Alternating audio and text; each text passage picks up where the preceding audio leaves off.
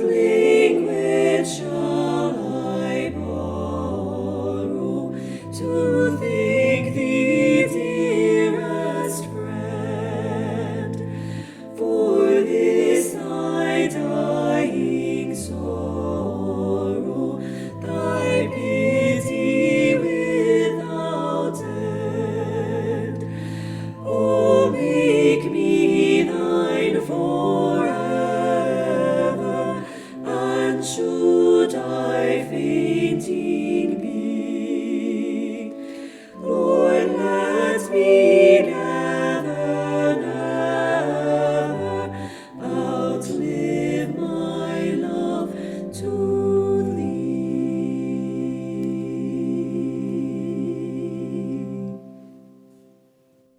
And the disciples were saddened, talking among themselves, and one by one they began to reflect sorrowfully and to say to him one after another, Lord, is it I?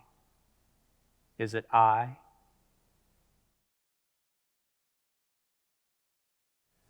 My name is Nathaniel, although I'm sometimes called Bartholomew. Like many of the others, I was a fisherman. It was my friend Philip who came to me and said, "We have found him of whom Moses and the prophets wrote, Jesus of Nazareth, son of Joseph." I will never forget the question I put to Philip that day. Can any good thing come out of Nazareth? I asked it not in scorn, because it is such a small, insignificant place that those of us familiar with her lanes and alleys wondered why God would place his anointed in her midst. But Philip just said, "Come and see." When Jesus saw me, he said, "Behold, an Israelite in whom there is no guile. How do you know me?" I asked.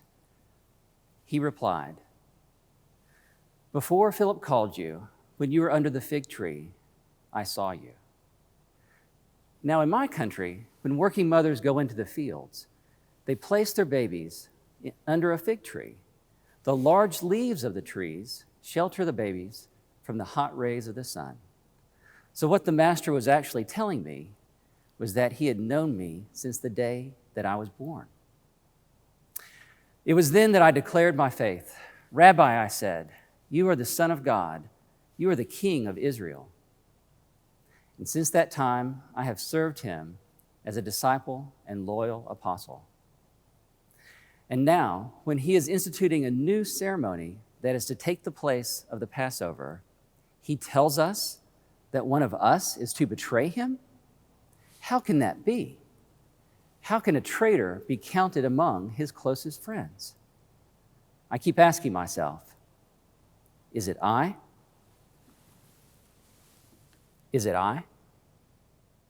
Were you there when they crucified my Lord? Oh,